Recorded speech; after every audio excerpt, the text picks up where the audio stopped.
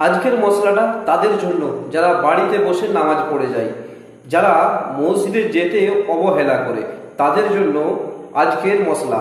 শেখ আহমদুল্লাহ হুজুর কি বলছে শুনুন। আমার বাবা সবসময় বাড়িতে নামাজ পড়ে, তার নামাজ কি কবুল হবে?